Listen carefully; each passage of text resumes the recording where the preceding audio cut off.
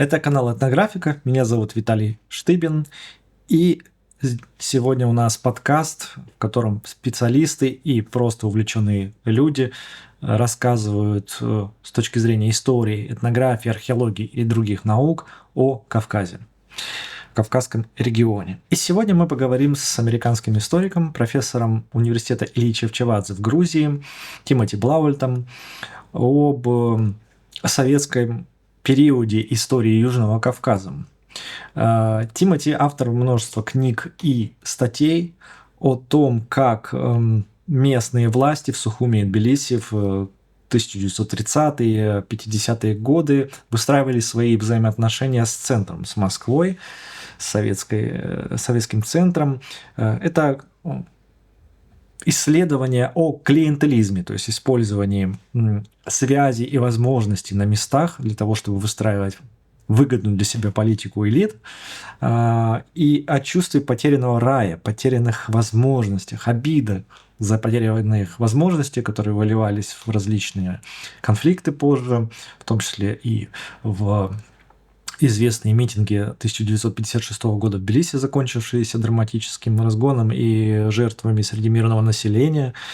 И это, наверное, еще и история о том, как слепа бывает критика, даже если она академическая, и персональная история Тимоти о том, как он, собственно, живет на две страны, как он переехал сюда, в Грузию, как выстраивал свою жизнь здесь многие годы, да, в другом обществе для него, да, прожив в Грузии четверть века последних. В общем, не буду затягивать, приготовьтесь, будет интересно. Так, Тимоти, приветствую тебя сегодня в нашем таком эфире интервью. Спасибо большое, что ты согласился поучаствовать и рассказать немножко о себе и о своих исследованиях, о своих книгах. Это, я считаю, довольно интересная тема, которая стоит, так сказать, знать не только даже в академии, а многим, в принципе, в такой публике, интересующейся даже историей региона. Вот. И прежде чем начнем, я несколько фактов скажу о тебе, давай, и ты мне просто подтверди, насколько я прав, насколько нет. Да? То есть ты доктор наук в области международных отношений и сравнительной политики, как это, да, по-русски звучит правильно. Политологии, можно сказать. Ну, в целом, как бы, политология как наука. Ты сейчас сфокусирован в основном на исследованиях советского и постсоветского периода, сколько я правильно понял, да? Угу. И Тбилиси ты впервые посетил в 2002, да, кажется, году? Нет, раньше. Я провел один семестр в 99 году. Еще раньше? До начала 2000 года. То есть ты застал ту еще Грузию, такую вот, так сказать, первой итерации. Да, тут был, можно сказать, в самом конце лихих 90-х. Да, период Шеварднадзе. Да, ну то есть в твоем, да, вот в твоем видении Грузия, она как бы разная, да, то есть ты видел все периоды фактически, да, ее новой истории. Можно сказать, long durée. Long durée, да, правильно. Ну, давай перейдем тогда к вопросам. Значит, начну немножко такой с личного. Вот ты много лет живешь в Тбилиси, да, то есть мы сейчас поговорили, что ты в 99-м году уже здесь был. Вот. Но получается, ты впервые на постоянной основе здесь появился в 2011 году уже как профессор в университетской среде, да? Нет, раньше, с 2002 года я вернулся, и с тех пор я постоянно живу тут. То есть прямо оттуда, да? То есть и ты преподавал с самого начала не в университете или в Тбилисском, я так понимаю, да? Да, когда я вернулся в 2002 году, это было по программе Fulbright. И как лектор. И я читал лекции в Тбилисском государственном университете, тогда как приглашенный лектор. И читал лекции про американскую внешнюю политику и про американскую образовательную систему.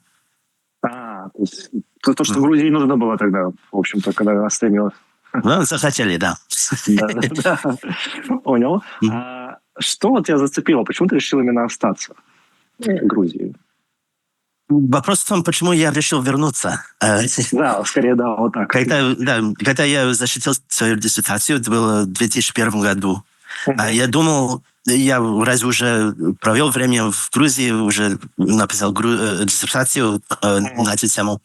Хотел расширить свой профиль, так сказать, и подал программу Fulbright, чтобы работать не тут, а в Средней Азии в основном. И особенно хотел в Узбекистан. В это время, это в 2002 году, в Узбекистане был в разгаре. Карьеры делались там в это время, можно сказать, и все хотели туда. И оказалось, что не было места в программе. Они говорят, что в Узбекистане нет свободных мест, но если хотите в Грузии, у нас 5 свободных мест. Никто не хотел в Грузии в то время, и несмотря на то, что уже был в Грузии, других перспектив особых не было. В это время я работал чиновником, можно сказать, в университете Джорджа Мейсона.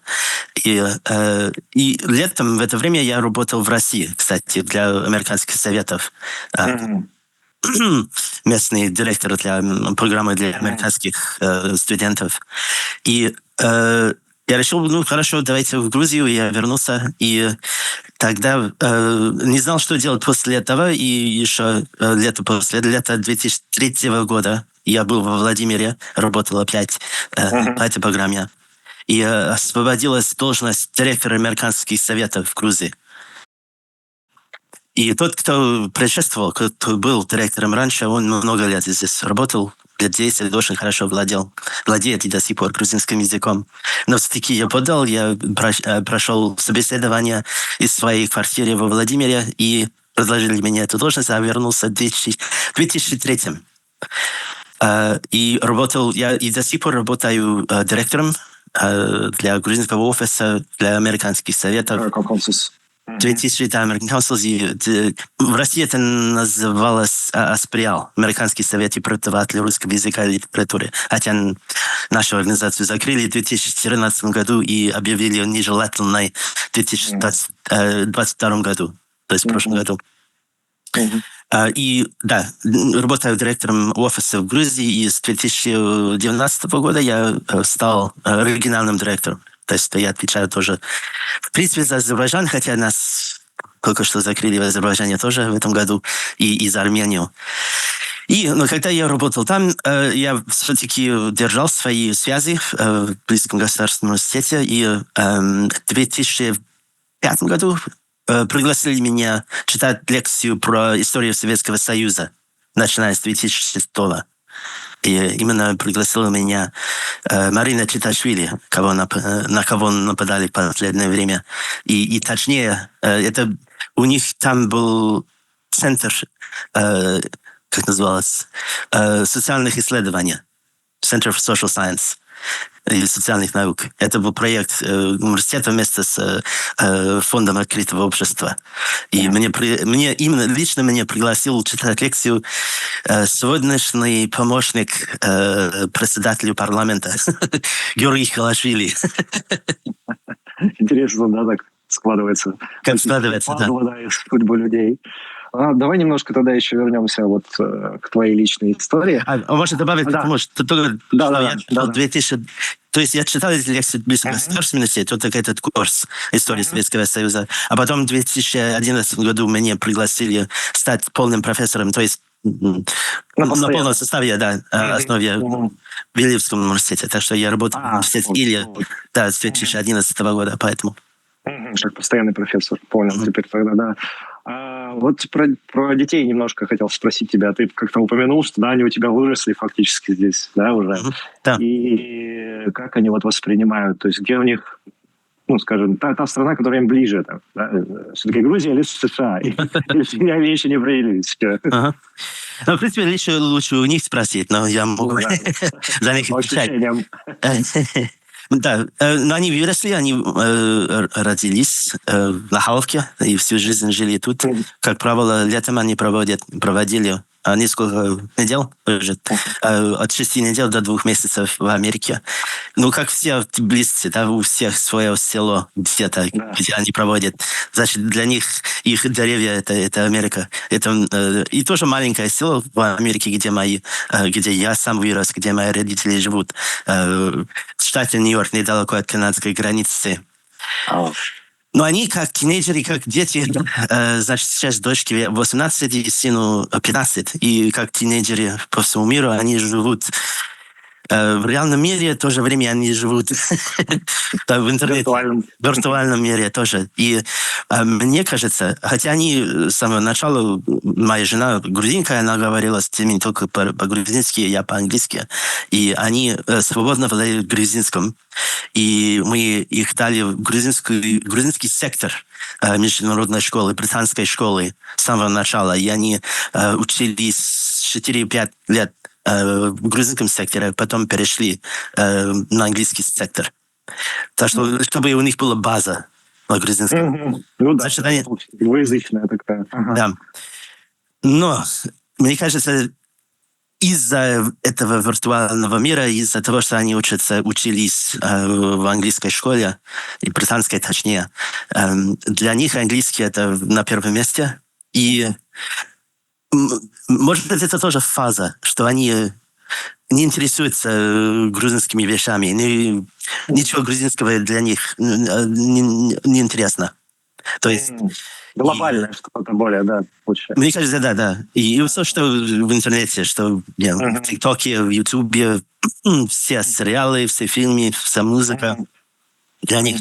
Я думаю, что когда-то, может, лет через 5 или через 10 заинтересуются опять и понимают, что у них такое и доступ к этому из-за того, что они владеют грузинским. Но если у них спросить, и часто бывало, что их спрашивали, они говорят, что я думаю, сейчас все на английском. Был один случай, когда несколько лет назад сняли сюжет про нашу семью во время Рождества, как американская и грузинская семья встречает Рождество. И они интервью сняли с детьми отдельно. И наша дочка хорошо справилась на грузинском. А потом, когда спрашивали сына насчет образования, насчет школы, это и не совсем справедливо, потому что он учился в английском секторе, и все слова в его голове это английские. И он так трудился отвести на грузинском, что когда они показали этот сюжет, они будто нарисовали такие рядом с его головой, будто ему трудно думать, да, что будто... სკოლაში ისა ინგლისური არის, იმიტომ ის არის რაფია ბისტი და ეს ბრიტანული სკოლაა, ხო და უმეტესობა ინგლისურად არის. ის და ისა ძალიან მიჭირს ახლა იქ სახლში, როცა დედაჩემი ისა მელაპარაკება ქართულად ზოგჯერ ისა სიტყვები მავიწყდება და ნუ არ ვიცი რა ვთქვა.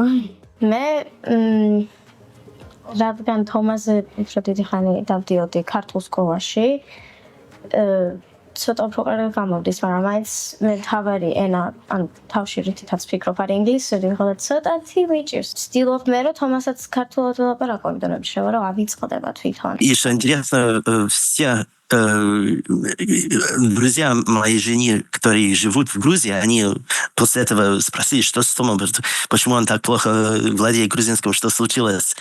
А все ее друзья в Америке и за рубежом в эмиграции, они спросили, как хорошо он владеет грузинским, как ты это делала, что он не забывает грузинский. На нем исследование можно было делать, да, как восприятие разницы. Ну, может, стеснялся парень, ну что, вот такого, да.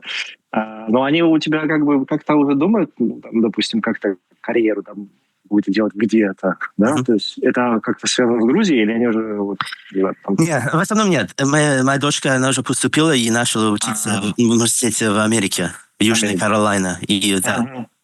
Понял. Я на самого начала хотела это. И даже хотела учиться не только в университете, а в high school. Она хотела иметь свой опыт американского.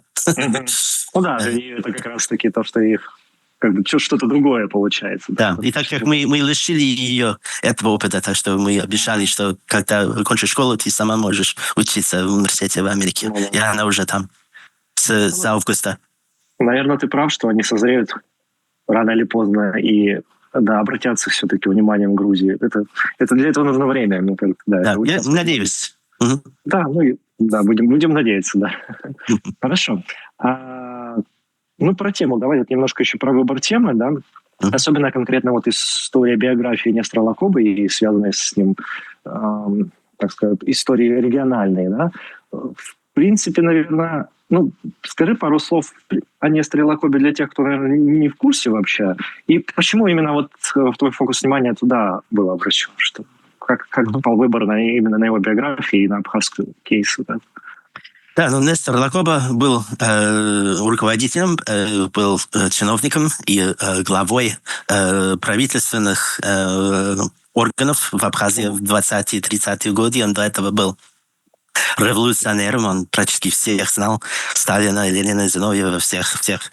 И личность очень интересная.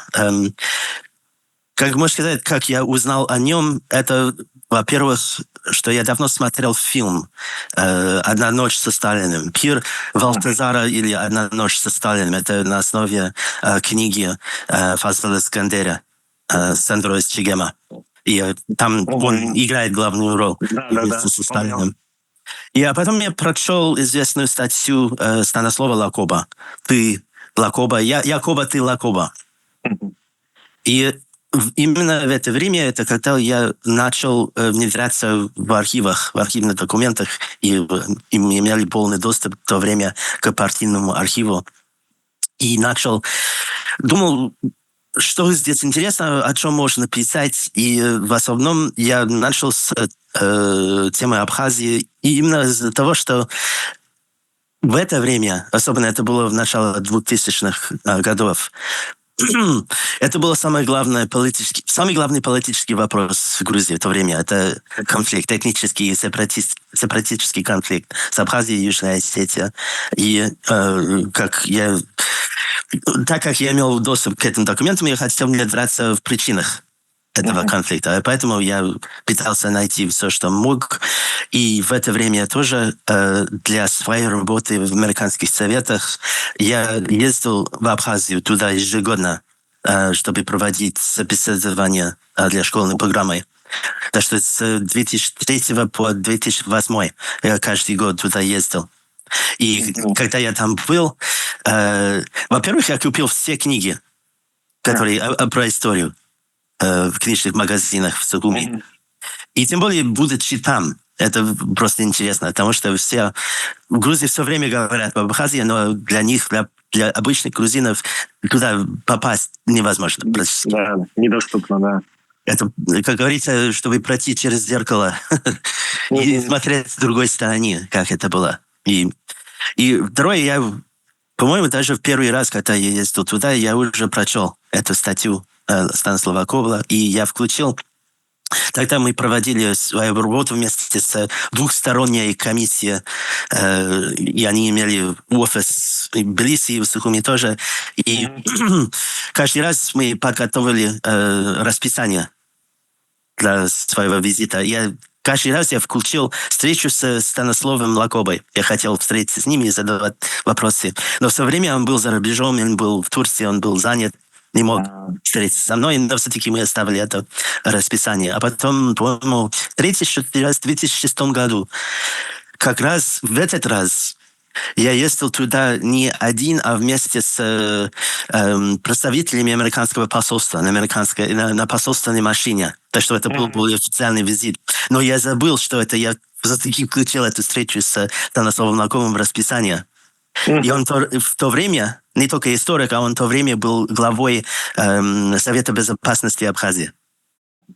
Так что получился официальный визит американского посольства потому что я хотел задать ему вопросы про Лакоба, Нестора Лакобу. И, значит, не то, что я ожидал, но все-таки эта встреча состоялась, и было немножко тревожно. Но все-таки в конце визита я успел задать несколько вопросов про Станислава, про Нестора Лакоба. И в основном, что меня интересовало больше всего, это связано с своей предыдущей работой в политологии.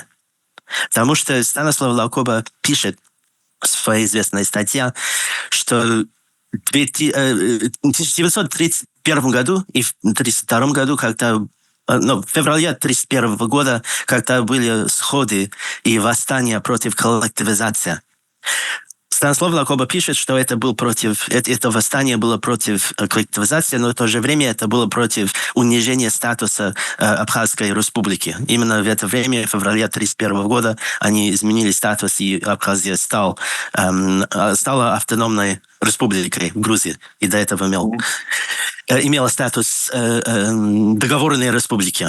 Более сложный это статус. И для теории в политологии есть такая теория про мобилизацию ресурсов, как местные элиты могут воспользоваться ситуацией, чтобы воспользоваться местным национализмом, чтобы повлиять на центр и получить свои цели и достичь своих целей. И я думал, это очень хороший пример этого, что будто Лакоба использовал это или даже приспособствовал этим демонстрациям, чтобы... Практики, да, появление практики такого типа, да?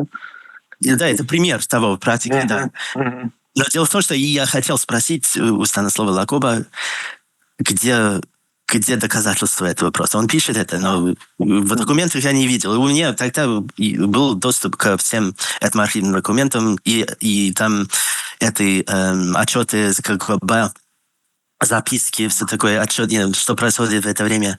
И очень много. И они даже записывали то, что каждый крестьянин говорил во время митинга.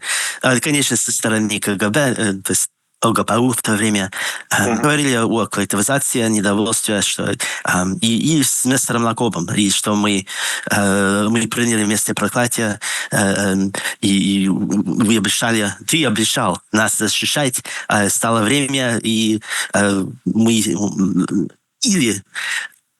едем в Турцию, или поменять эту политику.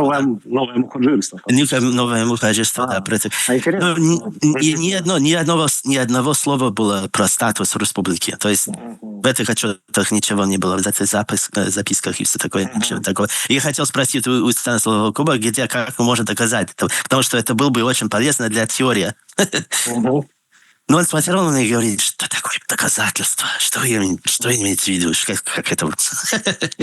Да, конечно, в итоге никакого доказательства нет, к сожалению. Так источники так и не показал, да, получается. Да.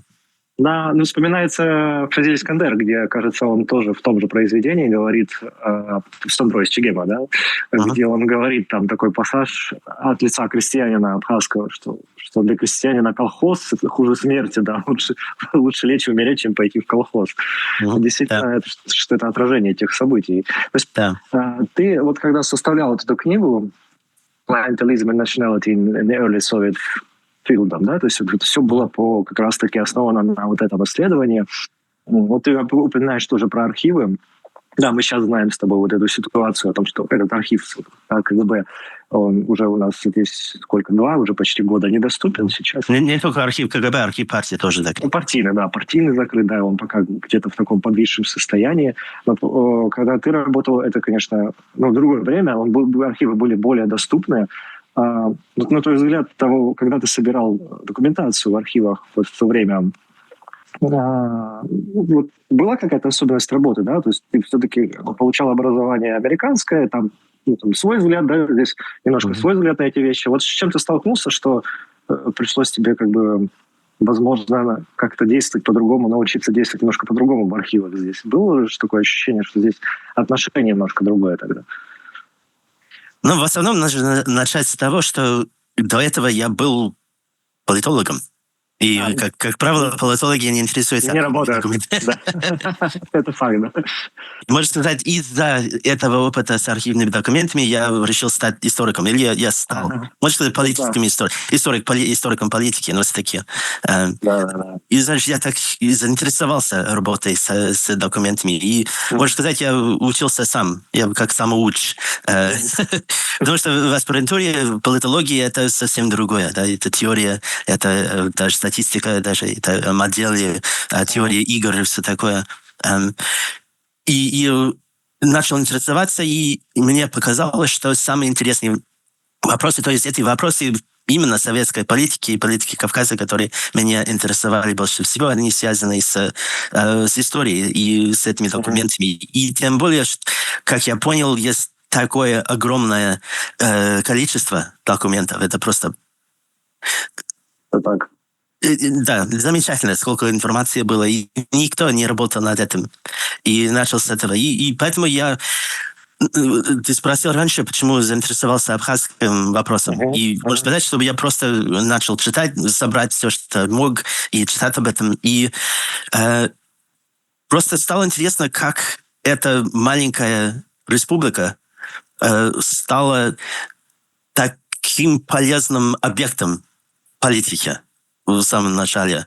И как именно из-за того, что это, можно сказать, субтропическая часть Северной империи, я пишу в книге, что там не только в смысле сельского хозяйства, где можно выращивать и цитрус, и табак, но из-за того, что это место, особенно после того, как они высушили это болото, и стало возможно там жить без малярии, и стали понять, что это место для туризма, и в первую очередь для особняков и для дач для элиты. Элита, да.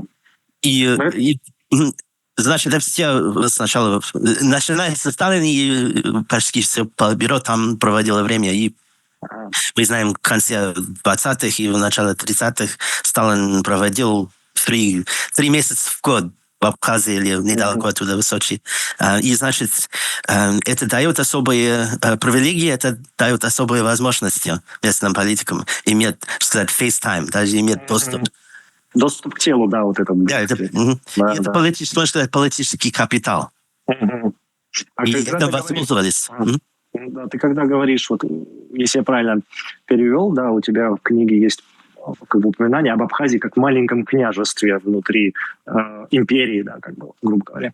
То есть вот это то самое, да, то есть о чем ты сейчас говоришь. То есть, такое только вот... это не мои слова. Это слова встречаются в документах. И особенно, когда хотят критиковать Локобу. Говорят, что он советский принц. Или это советское, это именно советское, это не коммунистическое. Это советское княжество, да, когда они хотят критиковать, будто... Как будто было, да. Ну, мы-то знаем, что, в принципе, княжество, да, и раньше что было, да, при Шервашидзе. Причем тоже довольно, да, и сама по себе интересная история. Есть еще миф о Несторе, как советский миф, как отец нации, да, хороший отец нации, вот его так вот, часто описывают. Ты в книге разбираешь миф этот? Ты его деконструируешь как-то? Да, но во всех мифах есть доля правды. И, конечно, все политические деятели имеют вокруг себя мифологию. Но можно сказать, это правда, что он отец народа и играет такую роль. И в то время он стал считать, не знаю, с самого начала он считал себя отцом народа, но потом так понял себя, я думаю. И только дело в том, что хотя он, конечно, очень важная персона в развитии этой истории, это, конечно, позднее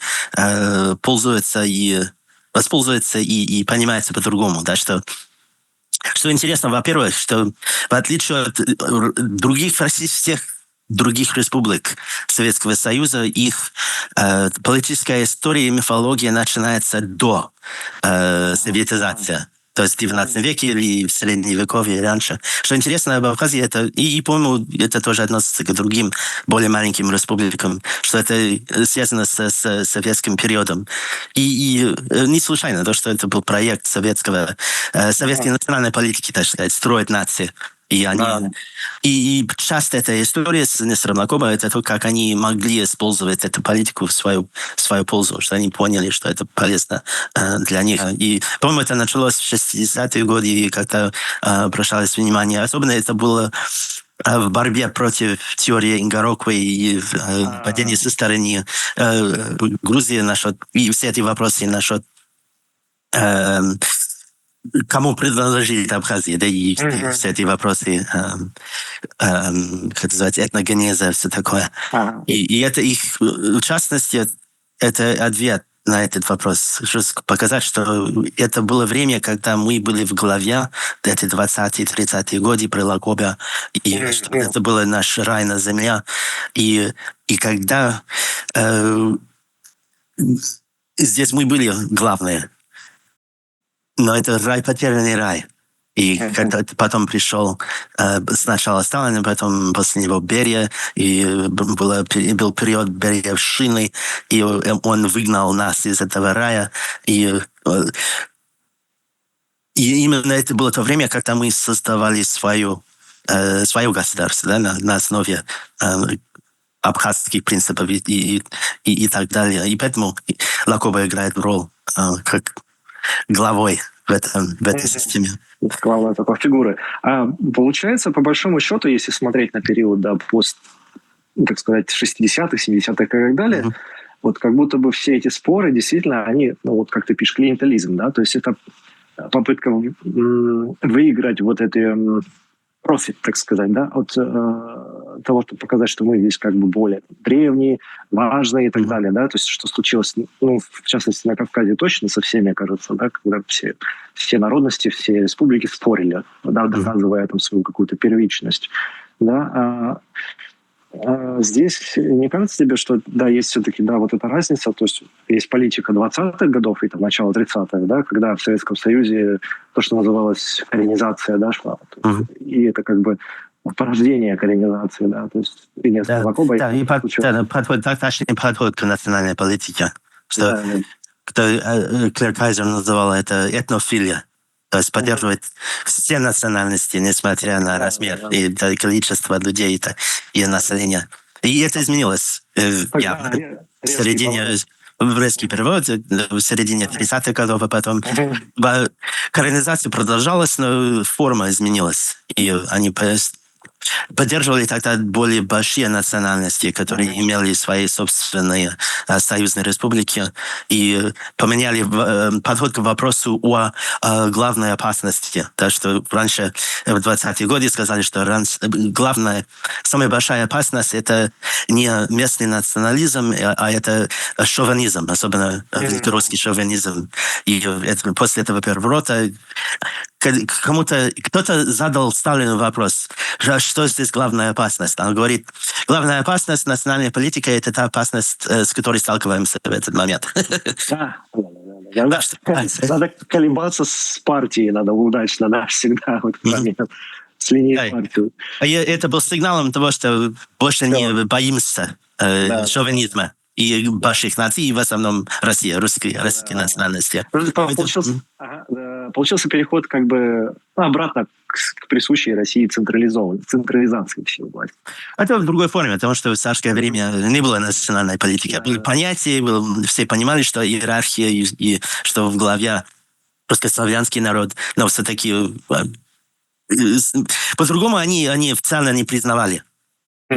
И не давали привилегии на основе национальности, что было в советское время и продолжалось в разных формах.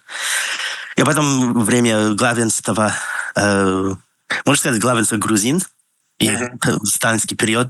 И все это, о чем мы сейчас говорим, это началось после смерти Сталина и после, можно сказать, с конца 50-х до конца советского периода, до 80-х годов, когда шли эти споры о том, кто имеет первенство республики, кому она принадлежит. И это символически, но на самом деле имеет серьезные последствия. Кто будет иметь должности, кто должен иметь, кто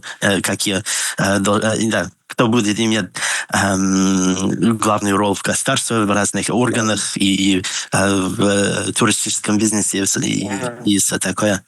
Спор за титульность в том числе, да. То есть вот этот вот, который в конце советского периода. А скажи мне, вот когда ты собирал, да, документы, еще раз возвращаясь к архивной, да, истории, это личного характера, персональные письма, например, какие-то переписки, или, допустим, чуть больше, исходя из того, что ты говорил, там рапорты какие-то, допустим, КГБ, какие-то записи, то есть что какой-то официальный уровень больше. Или смесь. Ну, что это сначала, надо подчеркивать, что вначале я написал статью в 2007 году про Абхазию. Это первая статья. И по названию Абхазия «Власть и клиентелизм во время Сталина», по-моему, так называлось.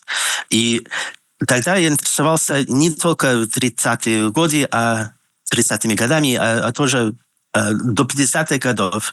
А здесь тоже входит воспоминания Меладзе.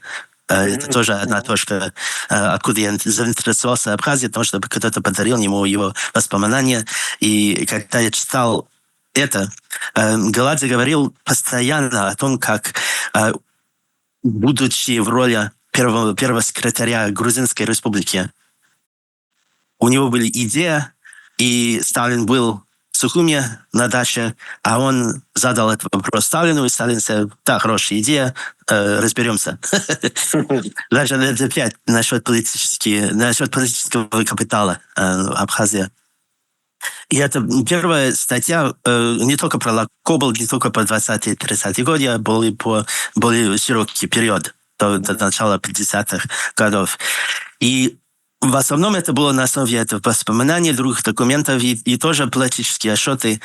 Но дело в том, что я собирался после этого, я еще несколько статей написал, особенно про национальную политику, и больше внедрился в 20-30-е годы.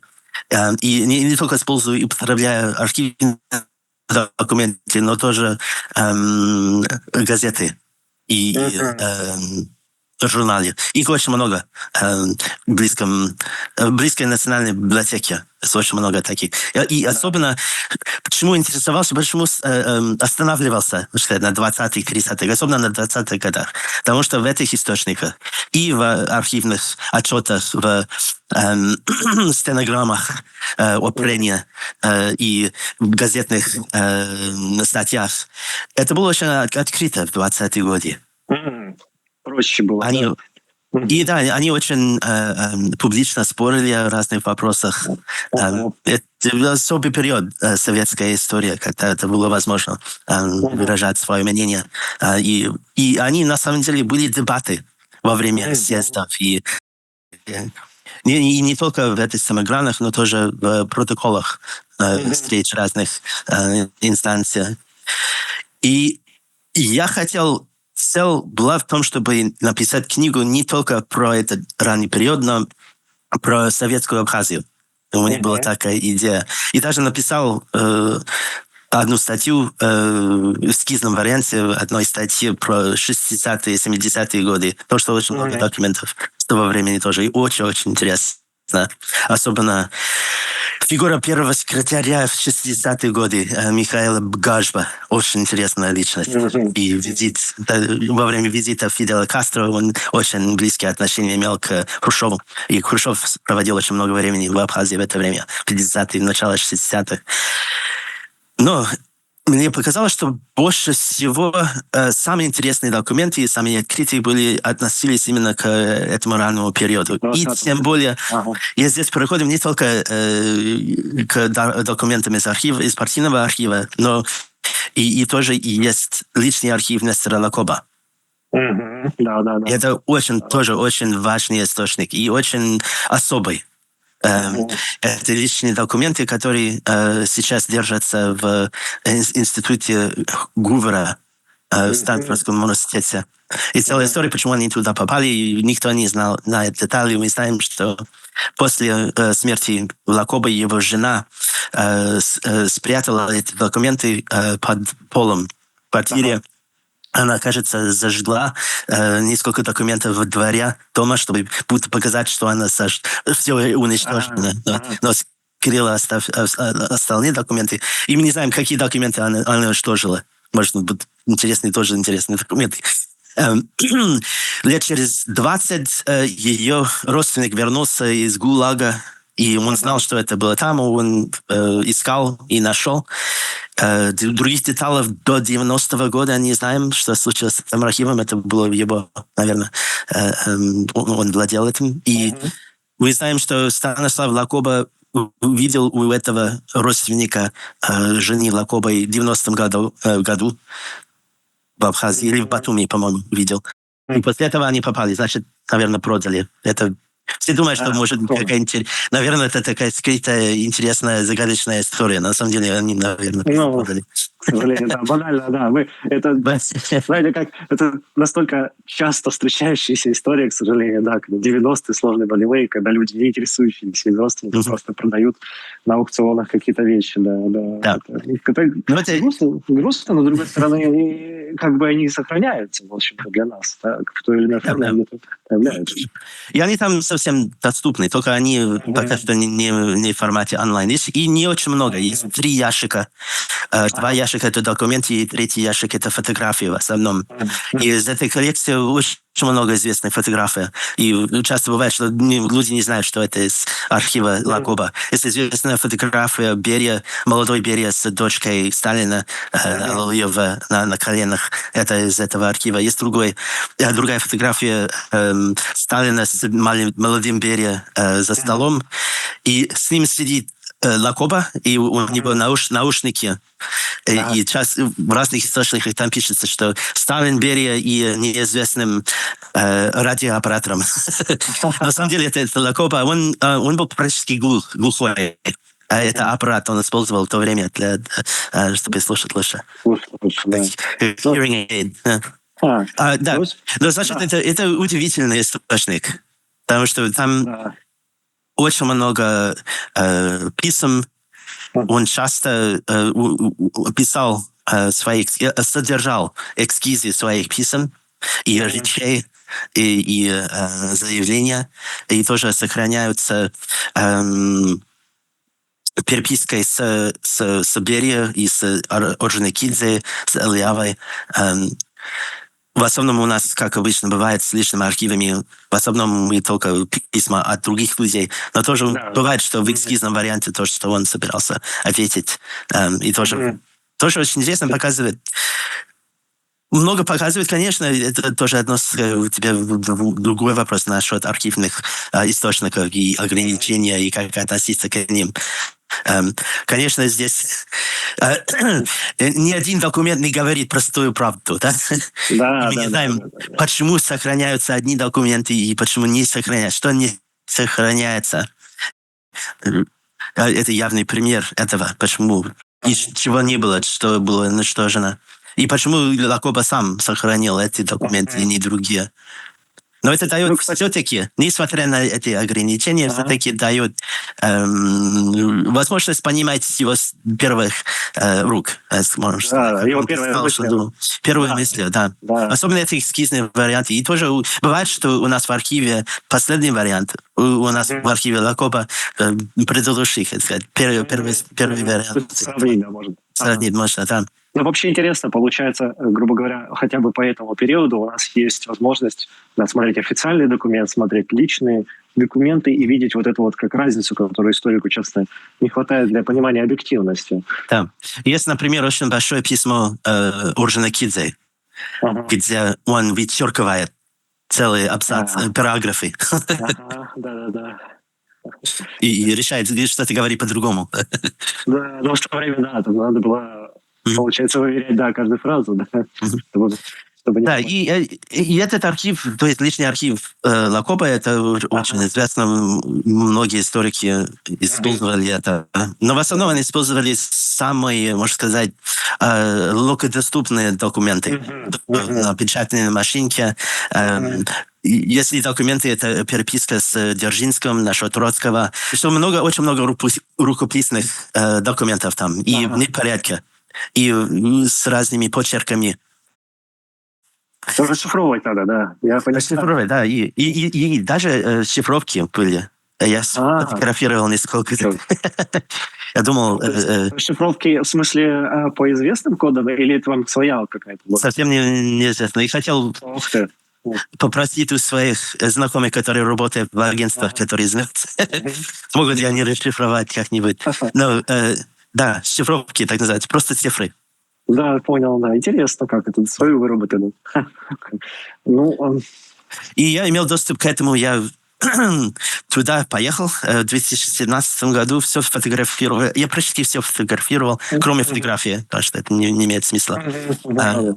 И просто в течение 1 года пытался как можно с помощью других специалистов понять, что там написано. И что показалось, само по себе ничего не говорит. Но если совместить документы из партийного архива, то это расшифровывается целая история. И это 2 источника вместе. Это, безусловно, Дают понять. редкая история, на самом деле, когда вот такое сочетание есть, да, для работы. Очень интересно. Давай, наверное, может, перейдем вот еще к одному вопросу, который так или иначе связан тоже с этой твоей работой архивной, про книгу Georgia After Stalin, где ты описываешь, как Грузия переживала смерть Сталина.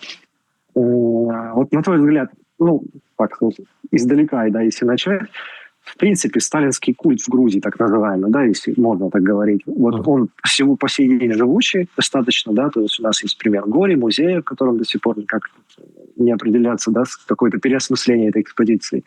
И даже у молодежи можно иногда встретить даже какую-то, понимаете, это фейковую ностальгию. На твой взгляд, почему он настолько живуч, этот культ, и не стал ли он сегодня скорее каким-то брендом просто, чем идеологией? Да, но мне кажется, это связано опять с национальной политикой. И с тем, что из-за этой политики получается иерархия нации. Все понимают, что есть разные статусы и разные территориальные формирования, да, что и они неровные, и имеют другие ресурсы, другие населения, есть очень большие, есть более маленькие, и что из этого получается, это иерархия. И когда на основе национальной политики в разных формах привилегии или дают, или не получается из-за места в этой иерархии, это значит, что в попытке и цель национальной политики, чтобы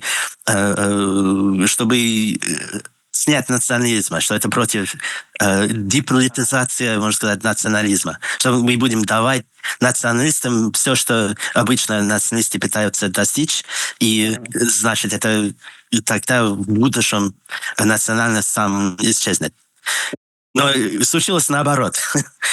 Они создали эту иерархию, и все понимают, что это не только символически, но это реально показывает место. То есть место в иерархии показывает, что получишь, потому что эти привилегии на основе этого даются. И это значит, что вместо того, чтобы снять политики из национализма, наоборот, это политизировалось, можно сказать, politicized именно этот статус в иерархии. И из-за этого, мне кажется, в сталинское время Грузия имела очень серьезный статус в советской иерархии. Это самое спорное, что мы пишем в этой книге. И до этого я публиковал статью про события 1956 года и мое объяснение, почему это случилось. Я писал там, что, по-моему, это связано с тем, что было чувство в Грузии, особенно среди элиты, что этот статус меняется после десталинизации, что эти нападения Хрущева на статус Сталина, и это не только нападение на Сталина, но нападение на Сталина — это нападение на Грузию и на статус Грузии в этой иерархии. И что они или сознательно, или несознательно поняли, что это изменение статуса будет иметь для них реальные последствия. Что они не будут иметь такие возможности, такие привилегии, которые имели при Сталине. Это, конечно, это что спорно говорить, в Грузии особенно, потому что весь подход к истории, как и в других республиках, это основано на, можно сказать, на двойной парадигме. С одной стороны, страдания, с другой стороны, resistance, сопротивление. Да? Или жертва, или герой. Вот так так говорит, что жертва. И не только в Грузии, в других республиках тоже этот парадигма. И это не значит, что это неправда, что на самом деле было сопротивление, и было страдание очень много.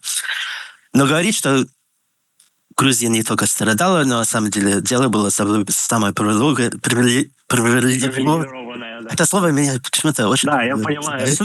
По-русски это сложно выговорить такое длинное. Привилегированная республика, да. Ведь иерархия, это спорно говорит, что это не совпадает с этим парадигмой. Да? И Тем более, что и не все не согласны с этим в Грузии, конечно. Но мне кажется, это правда, что советская иерархия во время Сталина невозможно было критиковать грузин, потому что Сталин грузин. И на самом деле в Грузинской республике были такие привилегии. Да? Они даже имели больше территории в середине 40-х годов после депортации. Они получили, если смотреть на кусочки во время прибавлялась территория даже. И грузины были везде, да, и в 30-е годы и вплоть до смерти Сталина. И не только в КГБ, но в основном в КГБ, но в других местах тоже. И после этого, после 20-го съезда, после критики Сталина, во время, кажется, доклада Хрущева на 20-м съезде, он упоминает только две фамилии. Это фамилия Сталина, фамилия Берия. Да, и все. Да, кстати, продолжи, конечно. Да, но после этого почему это были митинги, почему эти демонстрации, и мне кажется, что они поняли, что этот статус изменится, и что это будет для них лично, это будет иметь последствия. Да, потеря. То есть в целом, вот 56-й год, да, это вот этот митинг, да, который закончился кровью на улицах. В целом, как будто бы, вот ты говорил про Абхазию до этого, да, потерянный рай, потерянные возможности, и тут следом как бы исторически получается и сама, и Грузия тоже по тому же пути пошла. То есть это как бы каскад идет таких вот потерь, привилегий, которые приводят, да, и там к одинаковым последствиям, по большому счету. Но я думаю, что было в конечном итоге не получилось так плохо, как ожидали. То есть они не попадали до конца этой иерархии.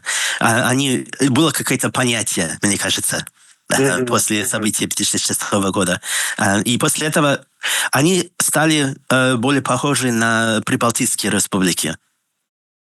То есть можете делать все, что хотите, но только в своей республике. И не мечтайте иметь возможности вне республики. И это доказательно, что единственное повышение на высокую должность, что не было такого повышения до 1985 года, когда Шеварднадзе стал министром иностранных дел. То есть практически 30 лет.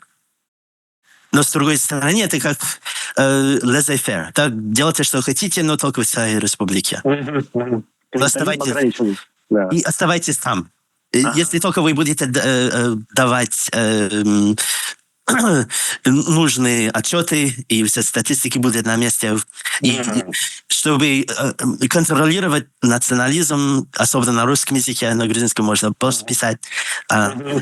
Это переходит на второй период, то есть 50-х до 80-х годов. Это опять связано с Абхазией. Это, по-моему, очень интересный аспект советской истории, особенно периферии, как они использовали официальные институты, чтобы продолжать развитие национализма. Можно сказать, вернуться к темам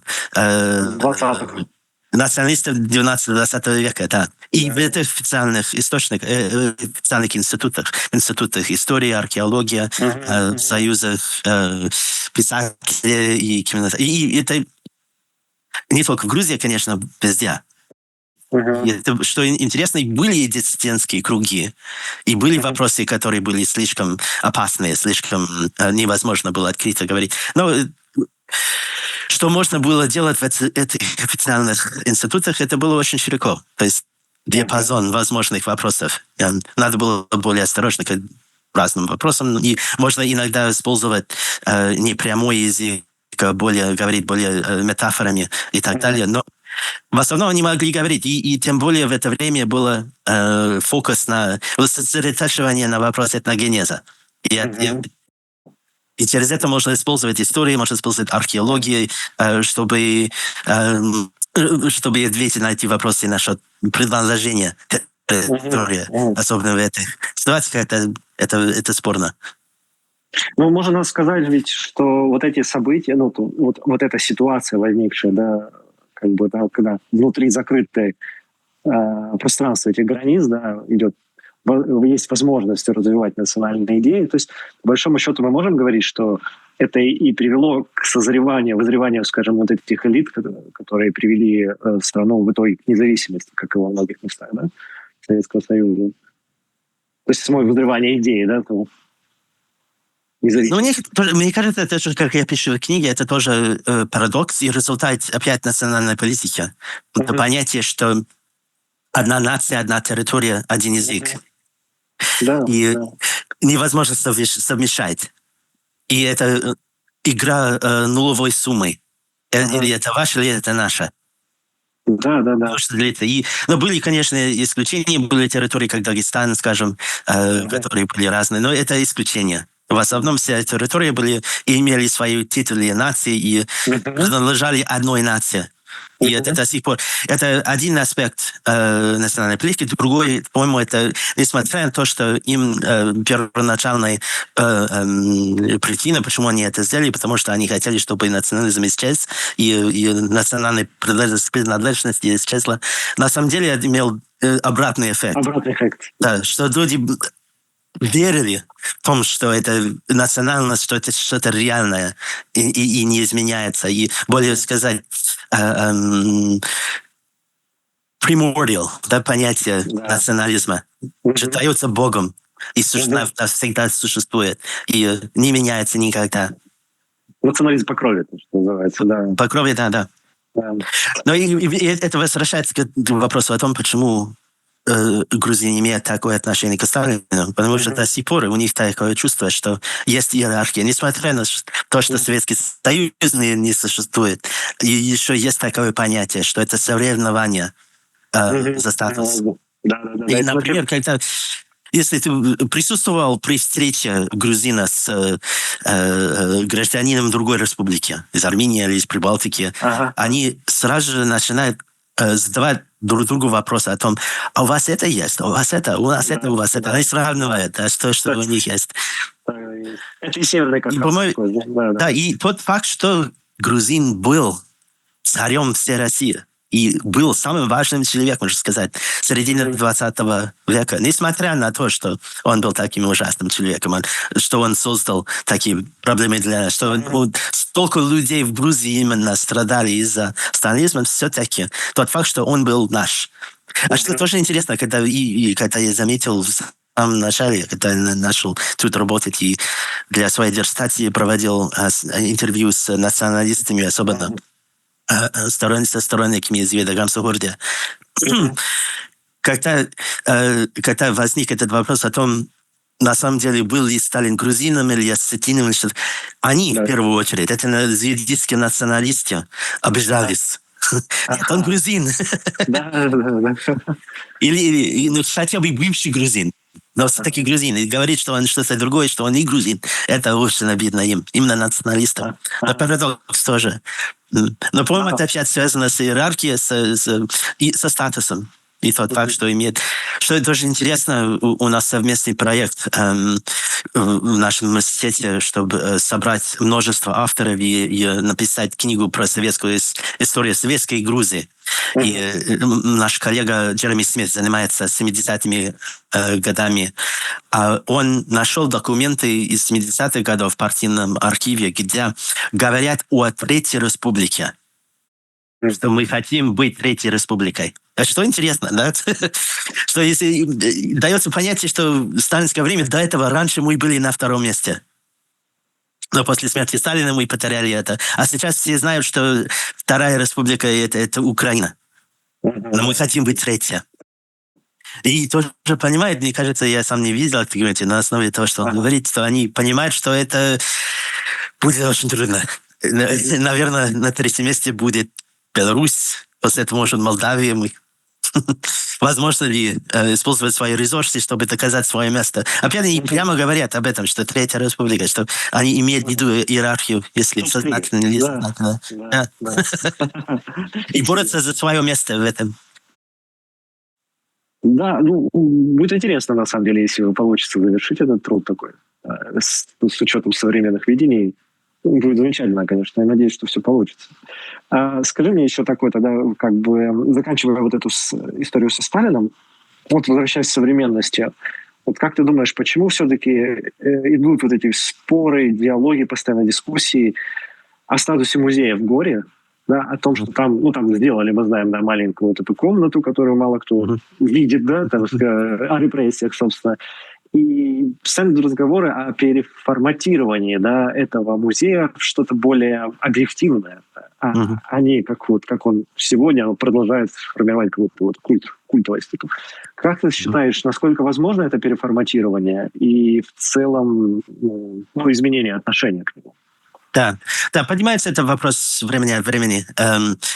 Конца периода Саакашвили в 2010 году, 2011 году у них была идея просто поменять название музея. Что это будет не музей, не Дом Сталина, а музей сталинизма. И была даже церемония открытия для этого, но, кажется, те, кто Пошло не так. Пошло и так, те, которые работали в самом музее, не понимали, о чем идет речь. А потом в середине, то есть в 2015 году создали комитет, и чтобы разрешить этот вопрос, что делать с музеем. Но дело в том, что даже члены комитета не понимали, являются ли мы членами этого комитета или нет. То есть это было неясно, кто в этом комитете. И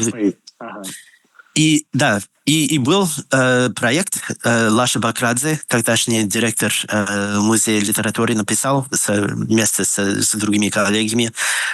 И очень хороший проект, что надо сохранить музей как есть, потому что это на самом деле есть музей музея, то есть музей позднего социалистического периода.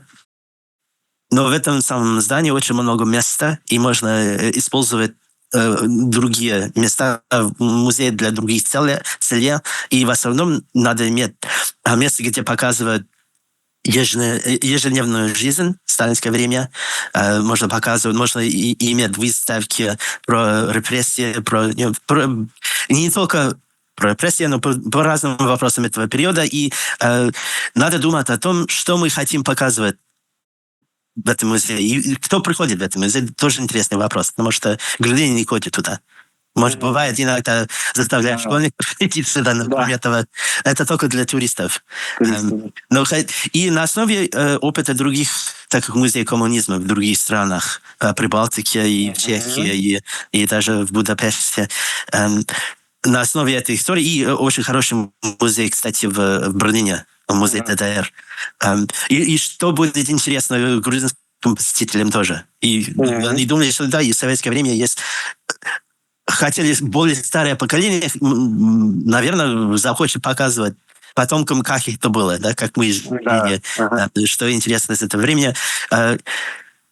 Значит, написали очень хороший проект, и, конечно, в Шоте не обращал внимания на это, и нам показалось, что они создали комитет только для того, чтобы создать комитет, а самый результат.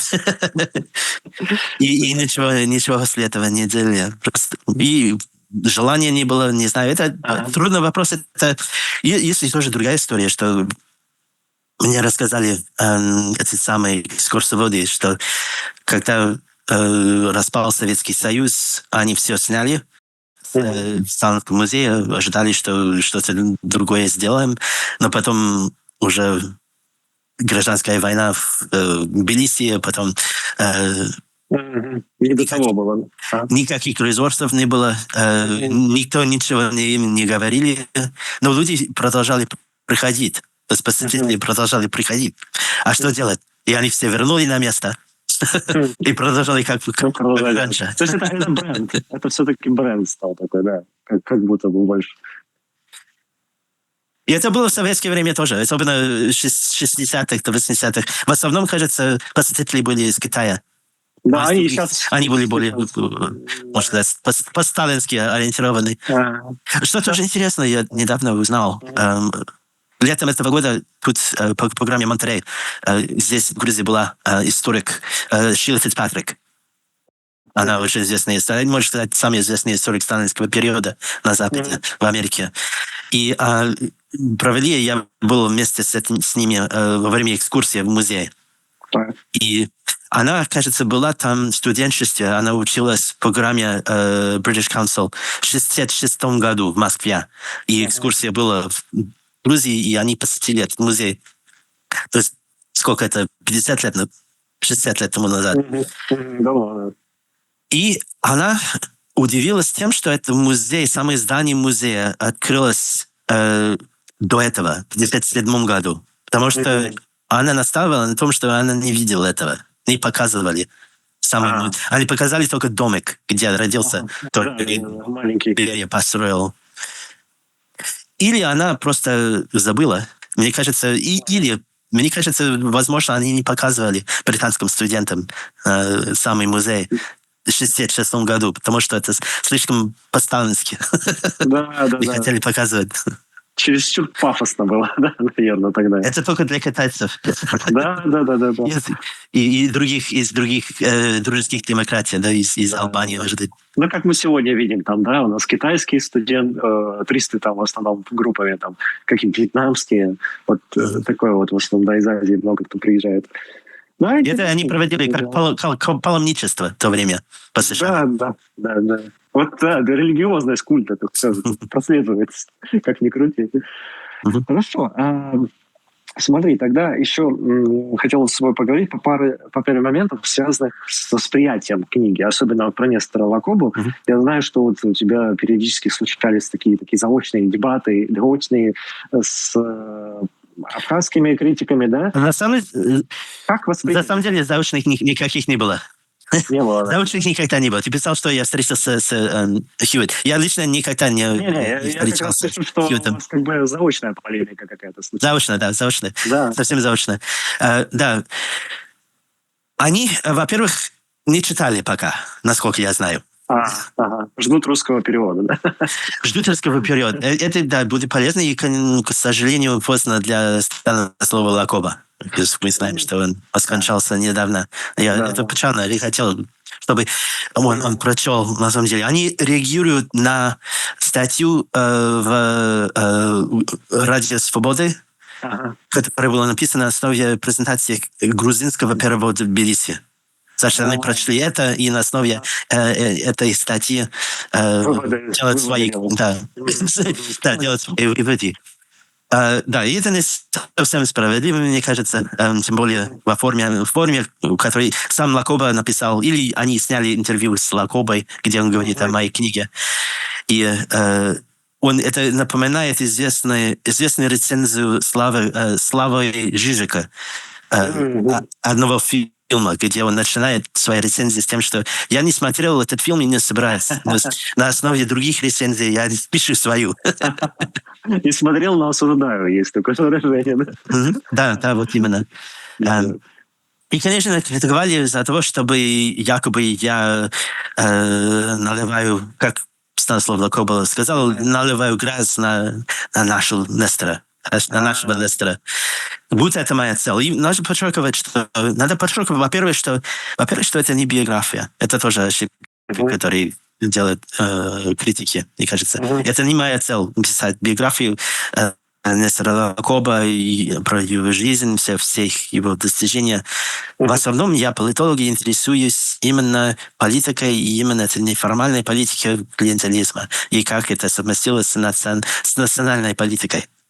В основном. И это сюжет книги. И мне кажется, и со стороны абхазских критиков, и со стороны Джорджа Хьюитта, что они на это не обращают внимания. Будто какой-то иностранец, тем более какой-то американец, тбилисский грузин, Лакоба сказал. Они связывают тебя уже. Да. Это самый большой комплимент, что никто меня не называет грузинским американцем. Да, тоже интересно восприятие. Почему я не писал разные сюжеты, которые связаны с Лакобой? Почему я больше не писал, я не разбирался в смерти Лакобой? В основном это не сюжет. Понимаешь, и тем более у меня не было доказательства, и не было больших документов, ничего больше об этом не могу говорить. Так что я говорю, что можно говорить об этом. Это не моя цель, и я могу рассказать свое мнение, но это никому не важно, мне кажется. Да, справедливо, в принципе, да. Мне кажется, это логичнее как бы говорить об этом, когда уже хотя бы прочитают, хотя бы вот, про русский перевод мы еще скажем там немножко в конце. Понял. Мне кажется, главная критика, особенно Джорджа Хьюитта, это очень примитивно. Не ожидал этого. Я лично с ним никогда не встречался, но через имейл у нас знакомство. Я даже послал ему документы, чтобы ему помочь. И меня удивилась его реакция на это. Будет так примитивно, что он критикует Лакобу. Значит, это политическая мотивация, но политическая, за что он плохой человек. Да? Это так. Ну, очень эмоционально действительно получилось, как будто это какая-то привязка к любимой теме вызвала вот такую эмоцию. Да. Не ученого. С одной стороны, я это понимаю. Какой-то иностранец пишет о своем, о нашем герое, как это можно быть. Но с другой стороны, мне кажется, самое главное, это для историка, для любого ученого. Главное не повторить все, что обычно говорится, а искать правду и бросать вызов обычным интерпретациям. Да, устоявшимся мифом, естественно. И так это самое последнее, чем может заниматься историк или ученый. Безусловно, согласен. И в целом, мне кажется, всегда будет влиять восприятие, то, что это написано из Тбилиси. Я тоже иногда сталкиваюсь, что само нахождение в Тбилиси и работа здесь воспринимается сразу как какая-то субъективность. Переход на И самое интересное, что я свой ответ написал Хьюиту, и только публиковалось. Но что самое интересное, я думал, с их стороны, со стороны абхазцев, я передал Чирикпе рукопись книги, хотел, чтобы он читал, чтобы они поняли, о чем я пишу. И я думал, для них это было приятно, что я критикую не только абхазскую интерпретацию, но тоже явно критикую теорию Ингороквы и сравниваю это. Но именно это обидело Джорджа Хьюита, и он сказал, что это... Он использовал это слово «it's beyond the pale», что это за черты приличности. Сравнивать в одном абзаце Станислава Лакоба и Павла Ингороква, где в своем эпологии писал о том, как это мифология история, да, что и делал Ингороква, и тоже делал в то время Станислав Лакоба. Мне напоминает эта историю, возможно, вы слышали, с Шнейдерманом. Шнейдерман, когда он написал про первую свою книгу про войны памяти на Южном Кавказе. Да. И там была просто... Она такая, конечно, очень обширная, там просто много-много разных фактов, может быть, они не сильно всегда хорошо соединены друг с другом, да, описаны так. Но реакция была похожая. Вот я, насколько помню, что обиделись все. Обиделись просто все. Да, и это действительно, да, это какая-то такая болезненная тема, с которой сложно работать бывает историкам и политологам. Можно сказать, что правильно... Можешь сказать, что правильно делаешь, если все обижаются. Да, как он значит, делал свою работу хорошо. А это может быть то, что меня беспокоит, потому что я ожидал больше реакции со стороны грузинской публики. Пока что мало, очень мало было. Да, это удивительно, учитывая, что она на грузинском, получается, ездила. Да, это значит, или, не знаю, отношение к таким вопросам, особенно, скажем, теория Ингороквы, этногенез абхазцев, и все такое смягчалось, или, с другой стороны, значит, мало читают. Мне кажется, мало читают, потому что я про эту теорию слышу от обычных, не историков просто. Ежедневно, да. Да, практически часто. И я просто, я не спорю, хорошо, люди принимают ее, что тут поделаешь. Да. Что я критикую это, и тоже критикую обычный подход грузин и других к вопросам национальной политики. И это понятие минной замедленной деятельности. Что я это критикую. Я не говорю, что вообще не существует, и что таких рычагов не было в поздний советский период, но я просто говорю, что это не была их первоначальная цель, что они не создали эту систему для этого. Да. Что, конечно, была политика «разделяй властвуй», но у них были другие цели, другие ожидания об этом. Что, то есть думают, что они создали эту систему для того, чтобы в какое-то время в будущем, когда все эти республики стремятся к независимости, можно использовать мину, взрывать это. Я думаю, эти ранние большевики имели совсем другое ожидание о будущем. Не будут стремиться к национальной независимости, а наоборот. это будет слияние, сближение, дружба народов, что даже понятие национализма исчезнет вообще. Они считали, что это совсем другое. Это не значит, что не было, что они использовали эту политику, как опять разделить и властвовать. И не значит, что не было этой мини. И это бывало. Можно было пользоваться этим, и не использовали это. Да, как в истории часто бывает, да, у некоторых целей бывают, у некоторых действий бывают множественные цели, да, которые могут быть скрыты, могут быть нет. Но я думаю, что эти ранние большевики были бы в ужасе, если бы узнали, что через 70 лет в результате их политики будет это кровные этнические конфликты. Они ожидали что-то совершенно другое. Они, на самом деле, они верили в том, что будет, что национализм и такие национальные чувства, и что это пережиток прошлого. И это исчезнет в будущем. И все мы будем жить вместе в одной. Мечты эпохи, да, развитого модернизма, так скажем. И они, по-моему, правда верили в том, что эта советская национальная политика достигнет этих результатов. Да, построение какой-то общей, единого, так сказать, организма советского человека, по сути дела. Да? То есть, скорее, поздняя, конечно, история. Но тем не менее. Давай вкратце еще пару слов скажем про еще одну книгу твою, The Transcaucasian Democratic Federative Republic. Закавказская демократическая республика. То есть этот короткий период федерации Грузии, Армении и Азербайджана после разрушения Российской империи. На твой взгляд, почему этот эпизод, в принципе, истории важен сегодня? И вообще, насколько можно говорить об интересе к нему, как историческому опыту здесь, на Южном Кавказе? Да, мы эту книгу собрали этой статьи, это сборник. На основе конференции это инициатива Адриана Бриску, Чехия, в университете Карлова работает. А он нас созвал, я не собирался писать об этом, но нас собрал, и мы проводили конференцию, что интересно, что мы все уделили больше времени этому проекту, чем даже существование республики. Существовало только 1 месяц, в апреле-мае, в апреле 2018 года.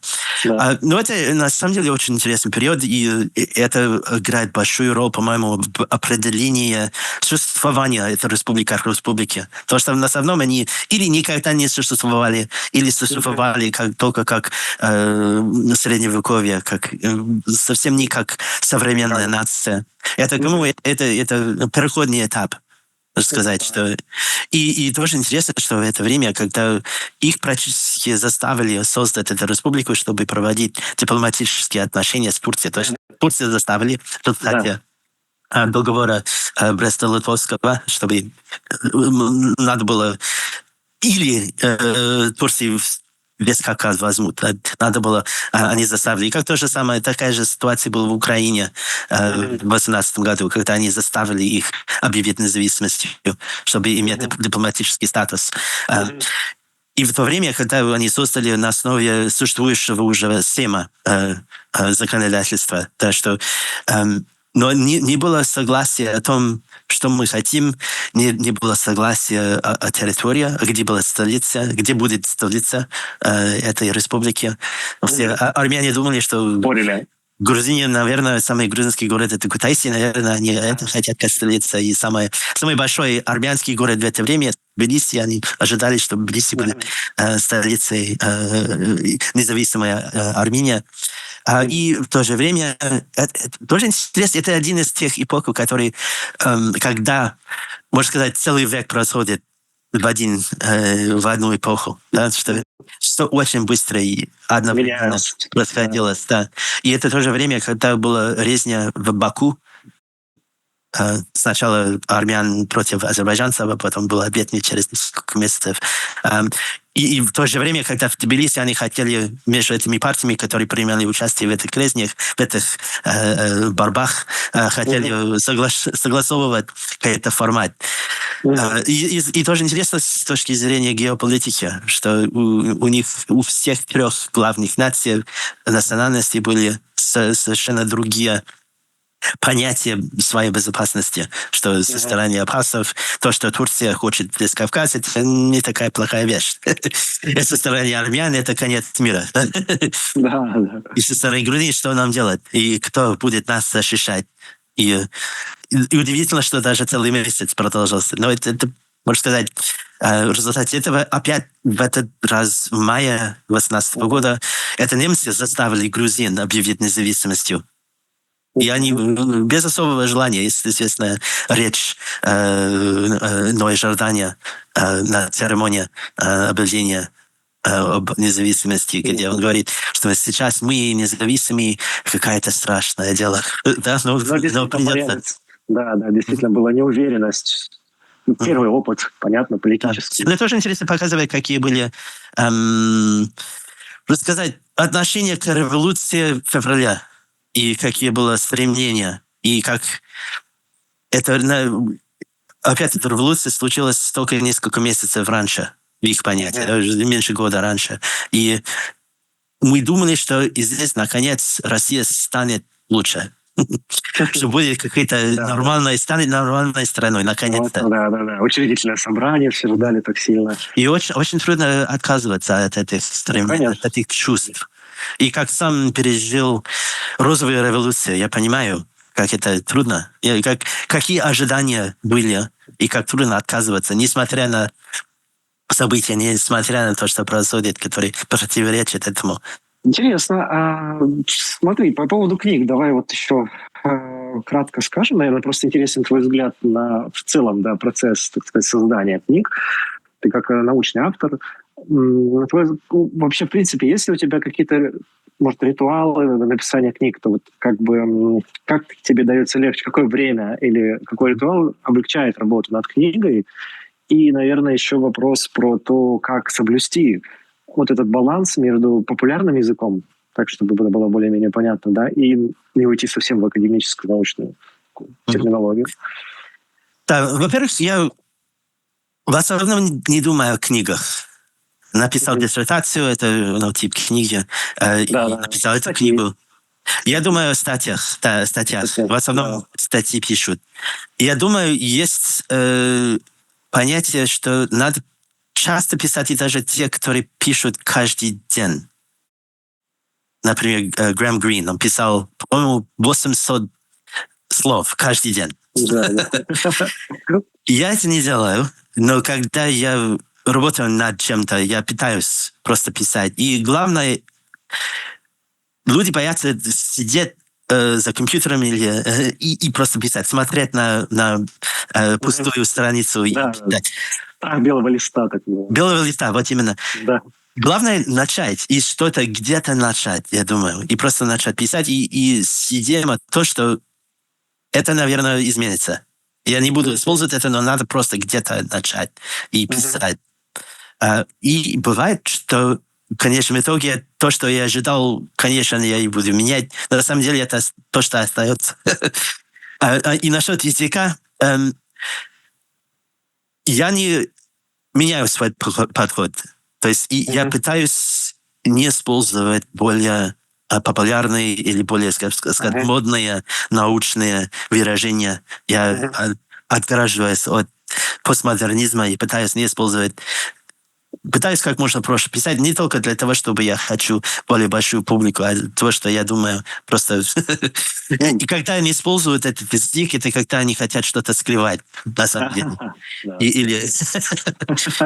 То есть с самого начала я пытался не использовать такой жаргон.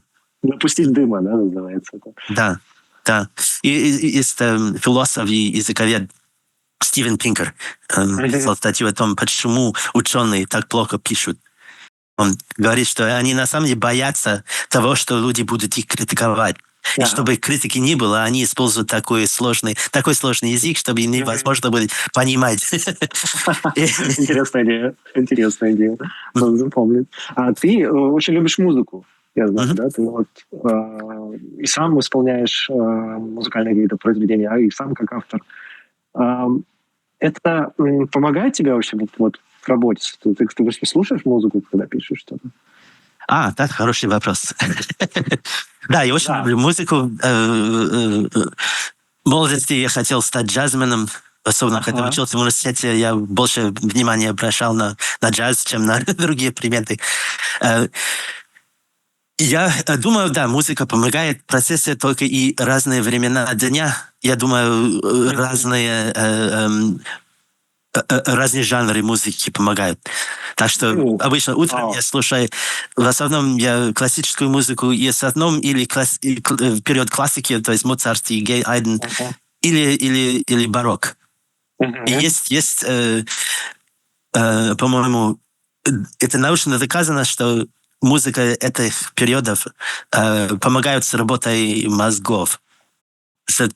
Какая-то логика в музыке помогает настраивает на волну. сосредотачиваться и с логикой помогает как-то. Но позднее в дне тогда или на второй половине дня, или вечером чаще всего слушаю или джаз, или блюз, или что-то более Кого из грузинских слушаешь исполнителей? Я знаю, тут кантри певец есть интересный, ты его как-то постил. Да, что-то Давашвили, да. Да. Очень интересно. Да. Из Грузии очень замечательные, особенно пианисты. Ага. И, может, один из самых лучших пианистов в мире сейчас, это грузин, Бека Кокчиашвили. В джазе есть такой фильм, который снял Клинт Иствуд про Чарли Паркер, называется «Bird», его птичка. И есть один кадр в этом фильме, где сначала, когда Чарли Паркер переехал в Нью-Йорк или в Канзас-Сити, где он хотел играть с большими джазменами. Он не знал, что делал, и кто-то известный барабанщик бросил этот символ, чтобы это знак оскорбления, что выгнал его со сцены. А потом, лет через 10, тот же самый музыкант ходит в джаз-клуб в Нью-Йорке, и Чарли Паркер играет на сцене, и мы видим его реакции. И потом следующий кадр показывает этого музыканта. Это не барабанщик. Настоящая история это барабанщик, но в фильме это саксофонист, который выгоняет Паркера из сцены молодости.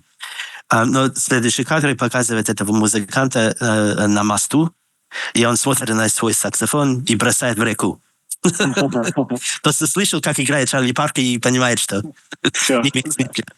И было время, по-моему, это 15 лет тому назад, когда я слышал впервые Бека Кокчиашвили, а ему было тогда 12 лет.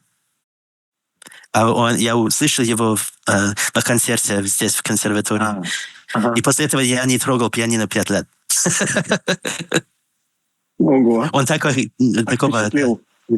уровня, да, музыкант. Все слушаем. Первая задача после интервью. Да, стоит того. И был тоже концерт тут пианиста Чик Кориа. Это в Ютубе есть. И Чик Кориа, он недавно тоже скончался, но он один из самых лучших пианистов в истории джаза. И вызывает на сцену Бека Кокчиашвили, и Чик Кориа просто уходит, и 20-30 минут играет только Бека. Потрясающе. Но при этом ты играешь сам. Я играю сам, да. Ты даже записывал, публиковал что-то, да? Да, и свои композиции. А как ты успеваешь все? У тебя еще American Council с работы, да? В Тбилиси Work in Progress лекции, я знаю, ты регулярно проводишь. Лекции в университете. Как ты этим менеджментом? Да, это хороший вопрос. Музыка только для развлечения. Было время, когда я часто играл в клубах, особенно Зазанова, но это только 1-2 года и больше. Я джаз, да. Я сейчас только для себя играю. Джаз только для развлечения. Но другие дела, это правда, что у меня 2 должности, очень много работы. Это особенно профессорское дело занимает больше времени, чем должно. И все больше и больше просят рецензии, статьи и принять участие в разных комиссиях. Да, надо очень много работать, очень не скажу, сколько часов в день. Помогает то, что моя жена занимается домашними делами. Это помогает, конечно. Просто много работать. Надо поменьше. Да. Ты тайм-менеджмент какой-то делаешь для себя, ты выработал. Да, это обязательно, да. Но я не знаю, сколько я еще могу в будущем продолжать столько. Понимаю, да, конечно, тяжело. Напомни, пожалуйста, ты, по-моему, публиковал, да, свои джазовые композиции где-то? Да, SoundCloud. Да, SoundCloud SoundCloud, есть. да, просто по имени, если, да? Да, Tim Lovell, да. Все, я обязательно ссылочку оставлю, чтобы вы послушали. Еще ты придумал вот эту банную историю, да? Насчет банны, да. Да, есть какое-то сообщество людей, которые там по пятницам собираются в бане. Можешь рассказать подробнее, как родилась эта вообще идея? Да, это начали дипломаты из Евросоюза, из легации Евросоюза, они наши немцы. И я был в этой группе, началось в 2003 году. До этого было неформальное время, времени с группой ходили в баню и арендуем номер. Обычно сначала на 2 часа, сейчас на полтора часа. И там и сауна, холодный бассейн, горячий бассейн. И после этого вместе в конце платим за это. И после этого собираемся на ужин. Бывает, что есть женская группа тоже. Если будет женская группа, то собираемся вместе на ужин после этого. Но очень, в последнее время особенно очень редко бывает, что женская группа. И после 3 лет этот немец уехал и попросил меня занять роль капитаном банной группы. И до сих пор это броски, да, каждую неделю. Кроме времени ковида. Ну да, понятно. Почти, да. Больше 20 лет. Каждую неделю. И особенно после переезда сюда релокантов из России. Пополнились ряды, да? Пополнились ряды, да. И они понимают баню. Это была большая проблема, особенно с западными, можно сказать, экспатриантами, что они не понимают, что такая баня. Особенно для британцев, американцев не понимают, почему, куда вы меня приглашаете. Что это? Что такое баня? Что такое? Если говорить с человеком из Скандинавии, особенно из Финляндии, я сразу понимаю, говорит, где, когда? Я буду. Ну, это действительно как будто проще, здесь такая культура есть. Но тоже интересно, что грузины интересуются банной. Что на нашей группе исторически очень мало грузин. И те грузины, которые ходили, они или, можно сказать, есть слово репатриант, то есть грузины, которые учились на Западе, вернулись. И в последнее время у нас несколько членов нашей банной группы грузины, но из России, которые воспитались в России. Но из самих грузин, это не грузинское дело, баня, по-моему, для них. Я согласен, да. Это все-таки, да, бани здесь, они как бы турецкого типа, да, как хамам устроены, и больше популярны у иностранцев, действительно, как будто. А я заметил, пытались здесь найти русскую баню, и всего, кажется, 3 точки таких есть в Грузии, где вот в частном порядке можно найти, и они невероятно популярны, но, естественно, конечно, неуместны чаще всего. Хорошо, ну, к финальным вопросам уже тогда подойдем. Скоро, я думаю, что можно, да, сделать уже анонс про скорый выход книги про клиентелизм, да, и вот как раз абхазский вопрос. Да, на русском языке. Да, она выйдет на русском языке. В издательстве «Новое литературное обозрение». Вот, я думаю, уже в ближайшее время. Я сделаю тоже анонс обязательно, когда она выйдет, чтобы все могли познакомиться с ней. Что бы ты, в принципе, хотел бы, чтобы русский читатель, именно русскоязычный, понял эту книгу?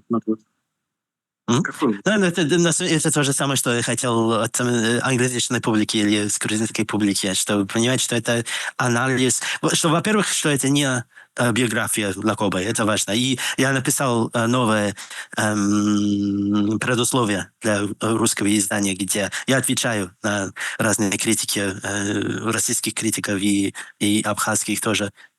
Наша цель книги тоже насчет этого вопроса о том, почему это основано на документах, на партийных документах. Тоже было такое обвинение, что это я принимаю за чистую монету партийных документов. И в предисловии пишу о том, как историки работают. Да, что есть источники, надо основывать свои история на документах, но и везде, и всегда будут объективности, всегда будут проблемы с этими. Да. Как-то надо сталкиваться с этими проблемами. Но в основном, что это работа... В основном я бы сказал, что это работа истории, но тоже работа политологии. И понять, как в ранний советский период действовала власть, как они, большевики, малая группа большевиков могли управлять большой страной, и как это связано с национальной политикой. Потому что есть там, по-моему, история, и есть там много интересного о том, как местные деятели использовали ситуации, использовали возможности. И это тоже, по-моему, это важно, потому что исторически советский период пишется сверху, да, и показывает, как на местном уровне местные элиты могли, и имела свою, у нас на английском есть слово агентство, да, что они могли использовать свои agency, чтобы воздействовать на ситуации, не только были пассивные. Вот если бы у тебя была возможность лично задать вопрос Нестору Лакубе, какой бы это вопрос был? Об этом никогда не думал. Может быть, я хотел бы вернуться к этому вопросу о восстаниях против коллективизации. Это то, что сразу приходит в голову. Доказать, имело ли здесь роль изменения статуса республики. Это было бы очень интересно слышать твой ответ на это. Да, действительно, да. Или на самом деле для него это... Или на самом деле это было излишне. Потому что все-таки есть такой строй, есть у него такие же самые привилегии, которые раньше, как он смотрел на это. И, конечно, ожидал того, что... Иногда интереснее, да, услышать, как-то, так сказать, поймать вот волну мысли человека, который принимал эти решения, который видел, да, то, что происходит вокруг. Тем более, что это было бы очень хорошее доказательство для теории. Да, подтверждения, которых нам иногда не хватает. Тимати, спасибо тебе большое за это интервью. Спасибо, что уделил время. Да, и я думаю, что мы еще посмотрим комментарии, потом в целом посмотрим реакцию людей, но я думаю, что она будет в целом положительная, потому что у нас действительно получился хороший разговор такой, обстоятельно мы раскрыли многие вещи, которые оставались даже иногда, может быть, в подвешенном таком состоянии.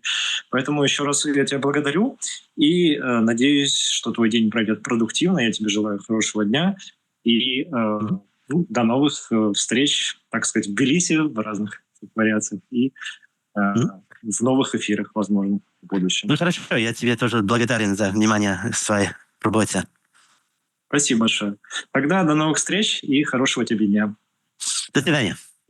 Спасибо большое, что дослушали это интервью до конца. Было очень приятно и интересно пообщаться с Тимоти Блауэльтом на тематику его исследований и, в принципе, послушать, так сказать, его опыт жизни в Грузии последние четверть века уже. Хочу здесь отдельно подчеркнуть о том, какую большую, важную роль играют в исторических исследованиях персональные источники, личные источники. Есть у человека, далекого от истории, ощущение, что персональный источник, какие-то личные письма, например, они как бы искаженные, они содержат субъективное мнение, которое не может быть правдой. Но что такое в историческом контексте правда, это большой вопрос. Очень большое значение имеют именно персональные источники потому, что они не столько о правде, а о том, как люди, как общество, современники, жившие в ту эпоху, ощущали эту эпоху, как они ее понимали вокруг себя, как они воспринимали окружающий мир, происходящие в нем события и как реагировали на них. Эти вещи порой имеют намного большее значение, чем сухие рапорты, отчеты или какие-то исторические учебники. Это большее понимание нам дает эпохи, чем сами эти сухие статистические документы. И они же помогают нам соединить воедино эту картину мира, эти взаимосвязи между разными регионами, разными людьми, разными событиями эпохи, которые кажутся иногда искаженными, если мы будем рассматривать их исключительно внутри какого-то одного региона, да, если мы зацикливаемся только на одном народе, одной стране, одном регионе. Это, как правило, неверный подход. И мир всегда был глобален, даже в самые древние времена, в той или иной степени, и разные регионы мира влияли друг на друга очень сильно. Поэтому, когда мы рассматриваем эту историю, мы должны рассматривать ее в комплексе. И у Тимоти отлично получилось, на мой взгляд, передать это ощущение, да, взаимосвязи местных элит внутри общесоветского нарратива, да, и как они использовали возможности и те выгоды, которые предоставляли им временно эти отношения для того, чтобы выстраивать свои личные взаимосвязи, выстраивать внутреннюю политику своих обществ и государств. Ну, по крайней мере, не государств, хотя бы тех частей государства, которые входили в общее ядро Советского Союза, и как они, теряя эти возможности, реагировали.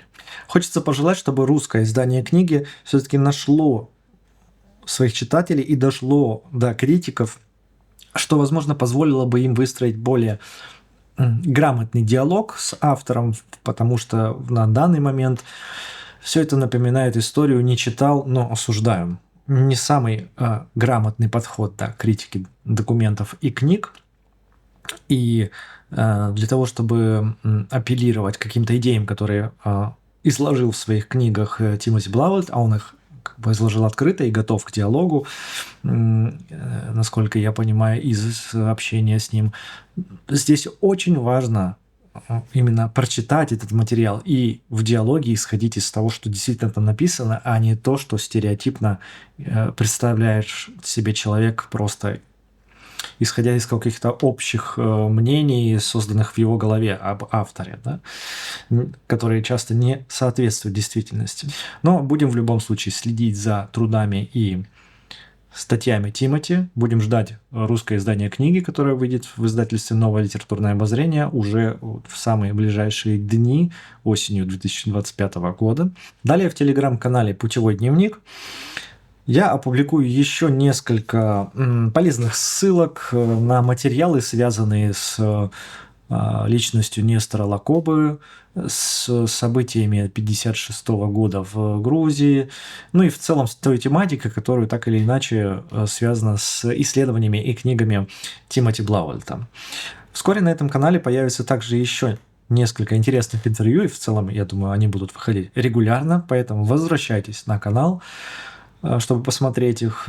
Подписывайтесь, чтобы не пропустить новые подкасты. И поддерживайте этот канал, чтобы я мог уделять больше времени съемкам интервью с интересными людьми, их монтажу и публикации на этом канале. Поддержать канал можно через Boosty, Patreon и еще несколько опций, которые доступны в описании к этому видео, а также в закрепленном комментарии к этому видео. В Boosty и Патреоне подписчикам также доступны будут те из материалов и книг и статей, которые публиковались Тимоти Блауэлтом, которые я соберу воедино, для того, чтобы было удобно ими пользоваться, читать и делиться с друзьями. А на этом закончу наше сегодняшнее интервью и мою заключительную речь, и пожелаю вам хорошего дня. Всем пока!